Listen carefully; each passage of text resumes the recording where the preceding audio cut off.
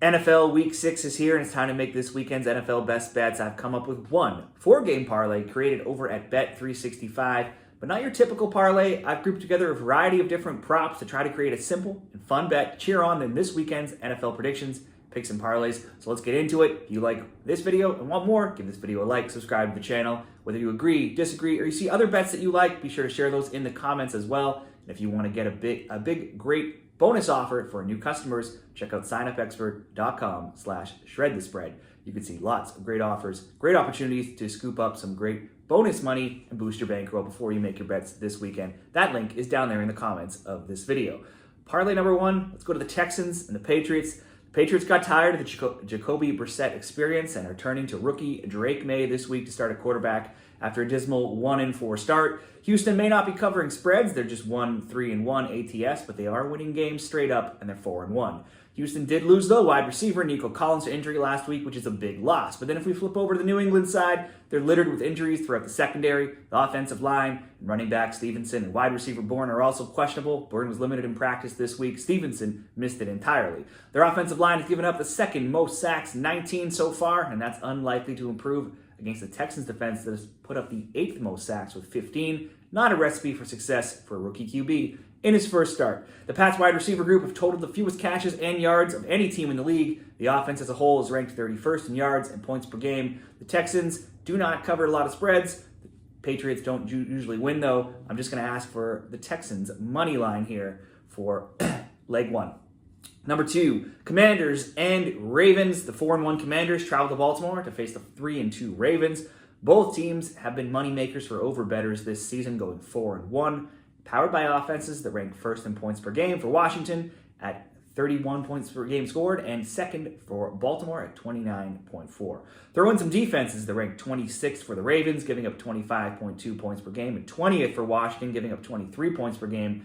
This game has the potential to be one of the most exciting of the weekend. At 51.5, it's the second highest total on the board, only behind that of the Lions and Cowboys at 52. There are all kinds of offensive stats to look at here. Daniels has set a completion percentage, rushing yardage record through his first 5 games.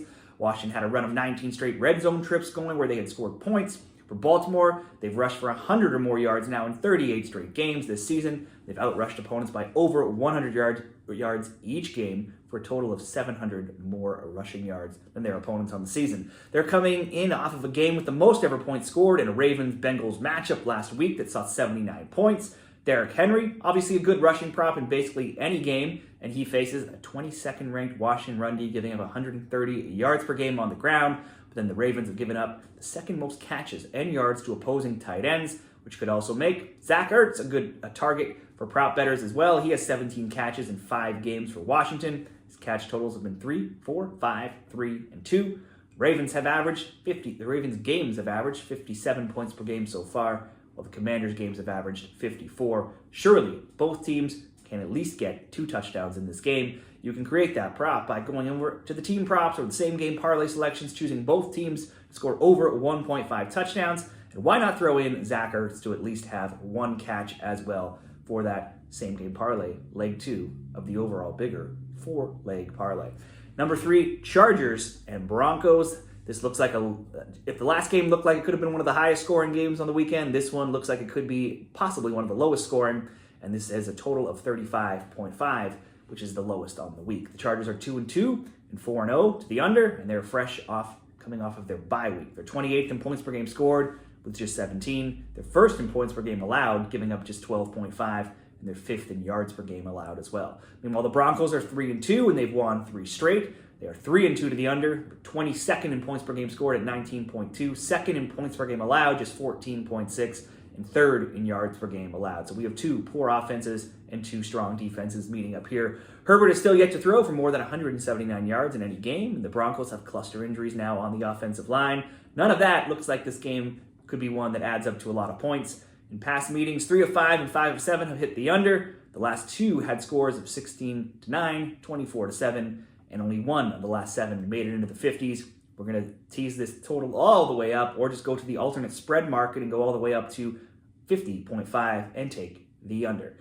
Leg number 4, Steelers, Raiders. Steelers don't score much, 18.4 points per game, 26th ranked. The Raiders don't score much, 19.2 points per game, 22nd, and Pittsburgh is 4-1 to the under. The Raiders are 3-2 to the over since their defense has been poor, giving up 26.2 points per game. That's 28th. Meanwhile, Pittsburgh has only allowed 14.6 points per game. That's second. 298 yards per game. That's 8th. I wouldn't bet against a similar strategy as the last game, taking this up to closer to 50 points and going under, but I think the safer bet is just keep betting this simple prop that I keep using in Steelers games every week, and that's field goals, specifically Boswell field goals, or in your sports book, probably just Steelers to kick a field goal.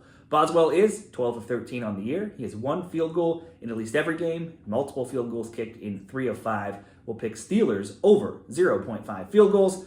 Put all that together, Steelers kick a field goal with under 50.5 with the Chargers and the Broncos, a same-game parlay with both teams to score 2 touchdowns and Zach Ertz to get a catch, plus the Texans on the money line to beat the Patriots. That will come in at plus 139 odds for this weekend's NFL predictions for Week 6. Good luck with your bets. Be sure to let me know how you're betting this weekend down there in the comments as well.